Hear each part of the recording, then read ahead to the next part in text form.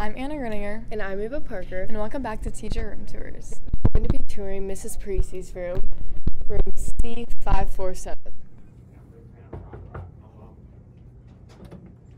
Morning, I'm Miss Peresie. Welcome to my classroom.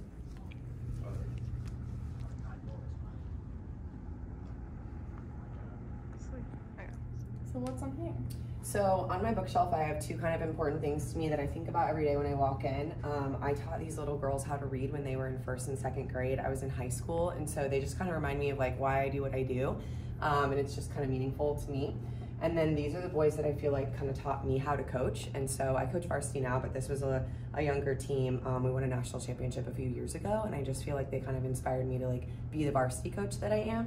So I just try to keep these two pictures at the beginning of the class. I feel like it helps kids kind of know who I am. These are just the girls who taught me how to teach and the boys who taught me how to coach. So it's meaningful and cool to me. Okay, so what do you have on this whiteboard? So I use the sideboard for the agenda. I teach 9X and 10 CP. I try to kind of go day by day, usually put them in a different color so students can see. And then we have a quote of the week. Sometimes it's from our author, sometimes it's meaningful or inspirational. This one is kind of funny. It says, oops, ouch, Oedipus, probably because we just started Antigone. So yeah, I just try to have something kind of fun or inspirational for the students.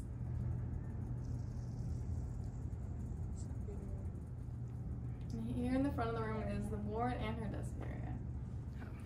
Okay, so what are on these walls? So I try to reserve a whole wall for student work. In the beginning of the year, my freshman students do like an intro page, and so I put a bunch of the kind of neat ones up. And then this is some of my sophomore work as well. And then on the windowsill is like some of my personal travels, things that like I miss about the world or things that I want to go back to. And then up here are a bunch of pictures of students that I've traveled with. So I take my students abroad every summer. We've done everything from like Greece to India to London to Paris, those types of things. So I have a bunch of photos of past students and places that we've been, just to kind of keep the classroom like cultural and fun. And what's on this back area?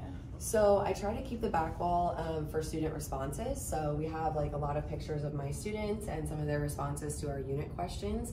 And then on my cabinets, I just have a bunch of photos of our 2022 class.